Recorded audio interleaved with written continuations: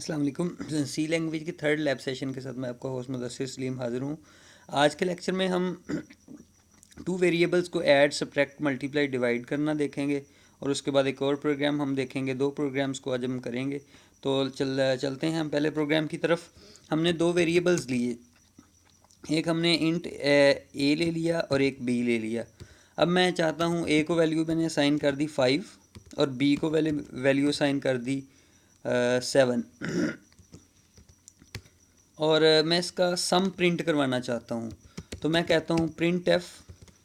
पहले मैं करता हूँ परसेंट डी, पहले नंबर प्रिंट हो, फिर प्लस का साइन प्रिंट हो, फिर परसेंट डी प्रिंट हो, और फिर इक्वल का साइन प्रिंट हो, और फिर परसेंट डी और कॉमा, पहले ए बी और ए प्लस बी। ये एक सिंपल सी लॉजिक है, इसको मैं अभी समझाता हूँ आपको कि इसको कैसे करना है। ये 3% डी यूज़ किए मैंने। पहला परसेंट डी जो है, पहला, क्योंकि मैंने इसमें 3 वेरिएबल्स यूज़ किए हैं। ये जो है ए, पहला परसेंट डी, इसकी जगह पे ए की वैल्यू आ जाएगी, प्लस का साइन वैसे ही आएगा। दूसरे परसेंट डी की जगह बी की वैल्यू आ जाएगी, और इसको प्लेस होल्डर कह सकते हैं आप। और तीसरे दोनों की एडिशन जो है वो तीसरे परसेंट डी की जगह पे, ये जो प्लस का साइन है और ये इक्वल का साइन है, ये वैसे ही प्रिंट होंगे। मतलब कि इसकी जगह पे 5 आ जाएगा, प्लस 7 आ जाएगा, और इनका एडिशन जो है वो यहाँ पे ऐड हो जाएगा। चलिए इसको रन करके देखते हैं। इसको रन किया तो ये देखें जी, ये इसको जूम करते हैं। 5 + 7 = 12। और अब इसी को हम यहाँ पे स्लैश एन डालेंगे।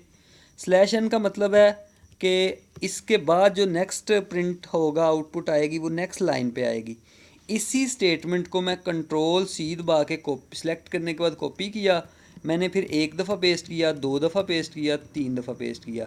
सिर्फ मैंने चेंजेस की, यहाँ पे मैंने माइनस कर दिया, यहाँ पे मैंने मल्टीप्लाई कर दिया,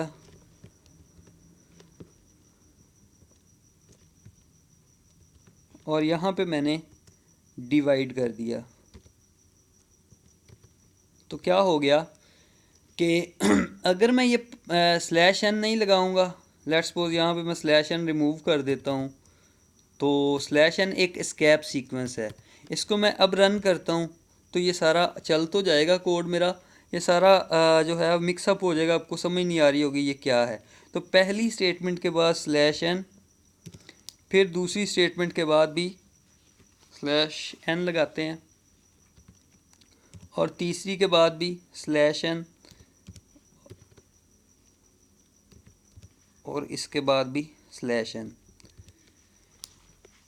स्लैश एन लगाने से क्या होगा, नई लाइन पे चला जाएगा। अब इसको रन करते हैं तो बड़ा प्यारा सा एक आउटपुट आ जाएगा कि इसने डिवाइड नहीं किया, क्योंकि उसके लिए हम फ्लोटिंग नंबर्स, इसको फ्लोट में कन्वर्ट करेंगे तो फिर होगा पॉइंट वाली वैल्यू हम यूज़ करेंगे, फ्लोटिंग डेटा टाइप। तो देन जो है हम इसको डिस्प्ले करवा सकते हैं। तो इसको जूम करके देखते हैं थोड़ा।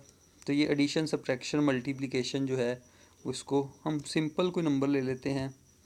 फ़र्ज़ करें कि यहाँ पे ले लेते हैं, ए की जगह पे हम 10 ले लेते हैं, और बी की जगह पे हम 5 ले लेते हैं। अब इसको रन करते हैं जी।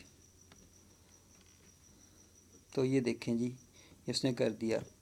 इसको हम, ये देखें, ये इसको ज़रा गौर से देखें कि पहले परसेंट डी की जगह पे पहले वेरिएबल की वैल्यू, प्लस का साइन वैसे ही, 5 दूसरे परसेंट डी की जगह पे दूसरे वेरिएबल की वैल्यू, और तीसरे परसेंट डी की जगह पे तीसरे वेरिएबल की वैल्यू जो है वो डिस्प्ले हो रही है। ये इस स्टेटमेंट को ज़रा गौर से देखिएगा तो आपको सारी सिचुएशन समझ आ जाएगी कि पहले परसेंट डी की जगह पे ये, दूसरे परसेंट डी की जगह पे ये, तीसरे परसेंट डी की जगह पे ये, और ये इक्वल का साइन वैसे ही प्रिंट होगा, और प्लस का साइन भी वैसे ही प्रिंट होगा।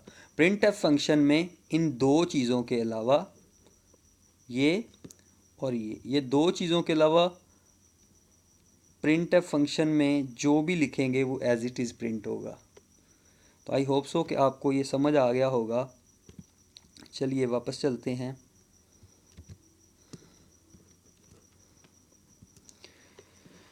उसके बाद एक और प्रोग्राम हम देखते हैं। हम 3 वेरिएबल लेते हैं अब एक ही लाइन में। एरिया लेते हैं, हाइट लेते हैं और विड्थ लेते हैं। एरिया किसके बराबर होता है? एक फार्मूला है जी कि area is equal to height multiply width. ये एक फार्मूला है। इसको हम इस पे हम देखते हैं, वर्किंग करते हैं इसको मैथमेटिकली।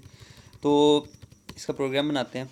हाइट को हमने वैल्यू असाइन कर दी 5, विड्थ को वैल्यू असाइन कर दी 6।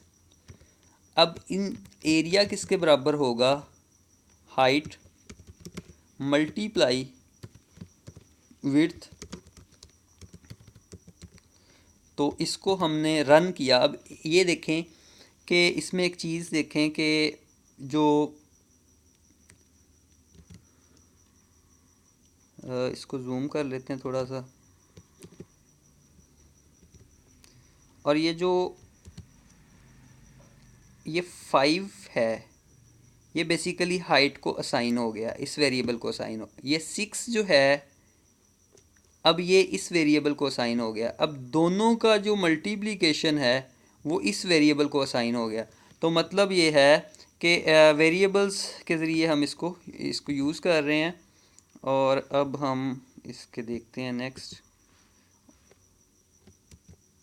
और इसको प्रिंट करवाते हैं। तो प्रिंट एफ लिखा मैंने, डबल कोट्स के अंदर मैंने the area of equal two percent D लिखा मैंने, कॉमा किसकी वैल्यू प्रिंट करानी? मैंने एरिया की। तो एरिया की वैल्यू मैंने प्रिंट करवानी है। इसको मैं रन करता हूँ। मैंने बताया था कि प्रिंट एफ के अंदर परसेंट डी स्लैश एन के अलावा जो भी लिखेंगे वो एज इट इज़ प्रिंट होगा। इसको मैं जूम करता हूँ तो ये देखें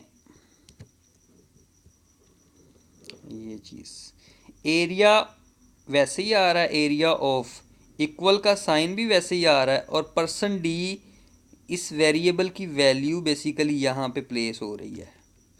आई होप सो कि आपको ये भी समझ आ गया होगा।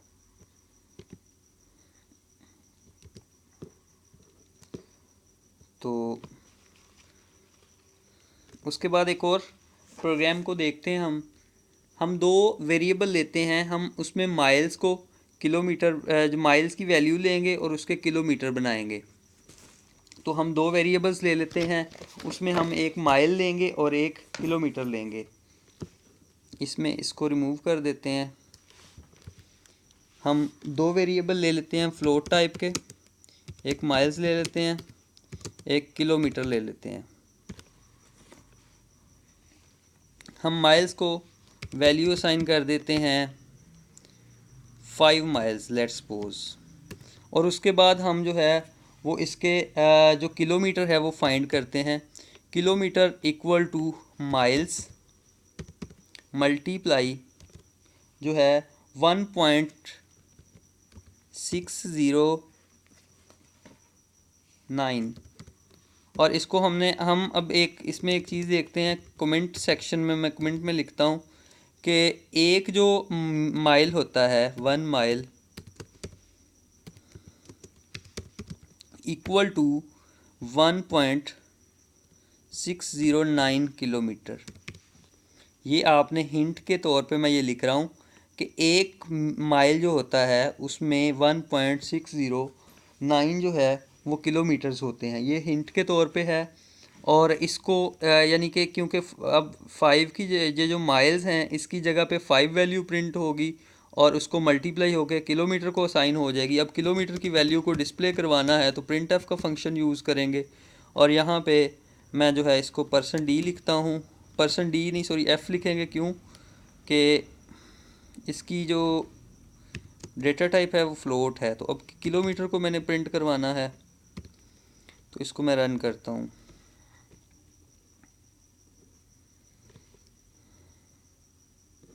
ये रन हो रहा है, अभी कंपाइल होगा, ये रन हो गया।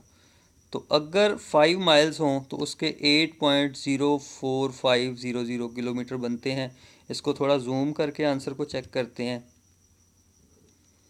तो ये आंसर है। आई होप सो कि आपको ये समझ आ गया होगा। उसके बाद इसको ये कमेंट्स है। कमेंट्स मैंने समझाया था प्रीवियस लेक्चर्स में कि डबल जो स्लैश है इसको लगा के जो भी लिखेंगे, ये ब्लू कलर में जो होगा उसको हम कमेंट कहते हैं। कमेंट्स प्रोग्राम में चलते नहीं हैं, प्रोग्राम को समझने में मदद देते हैं। दोबारा देखें, फ्लोट हमने डेटा टाइप यूज़ की। फ्लोट उस वक्त यूज़ करते हैं जब पॉइंट में आंसर एक्सपेक्टेड हो। माइल्स एक वेरिएबल लिया है, किलोमीटर लिया, तो माइल्स को हमने वैल्यू साइन कर दी 5, और किलोमीटर जो है वो माइल्स को इससे ज़रब देंगे तो ये किलोमीटर बन जाएगा। फिर हमने उसको डिस्प्ले करवा दिया प्रिंट एफ फंक्शन का यूज़ करते हुए।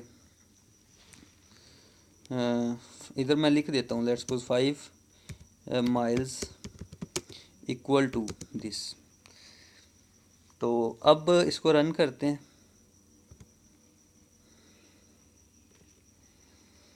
कंपाइल हो रहा है, सोर्स कोड है। सोर्स कोड को कंप्यूटर नहीं समझता, कंप्यूटर कंपाइल करने के बाद उसका ऑब्जेक्ट कोड समझता है। तो ये रन हो गया। अब ये देखें, आल्ट, अच्छा, इसको एक चीज़ पे गौर करें कि ये 5 माइल्स जो है ये वैसे ही आ रहा है। ये जो चीज़ है, ये इतनी जो चीज़ है ये वैसे ही आ रही है। और ये जो इस परसेंट एफ, ये इस वेरिएबल की जो है वो वैल्यू इस प्लेस होल्डर की जगह पे यहाँ पे आ रही है। परसेंट एफ क्यों यूज़ किया? क्योंकि हमारी जो ऊपर डेटा टाइप हमने यूज़ किया है वो फ्लोट यूज़ किया है। तो आई होप सो कि आपको बहुत अच्छे तरीके से तीनों प्रोग्राम समझ आ गए होंगे। मज़ीद कोई क्वेश्चन हो तो आप पूछ सकते हैं। प्रैक्टिस में makes a man perfect and also women. तो प्लीज़ प्रैक्टिस कीजिएगा, प्रैक्टिस से प्रोग्रामिंग आती है। बहुत आसान चीज़ें हैं, बहुत आसान कॉन्सेप्ट हैं। जुड़िए रहिएगा, साथ रहिएगा, इंशाल्लाह आपको समझ आएगी चीज़ें। नेक्स्ट लेक्चर तक के लिए मुदस्सिर सलीम को इजाज़त दीजिए। अल्लाह हाफिज़। अपना ख्याल रखिएगा, दुआ में याद रखिएगा। कमेंट्स करना और फीडबैक देना ना भूलिएगा। अल्लाह हाफिज़ फॉर नेक्स्ट टाइम।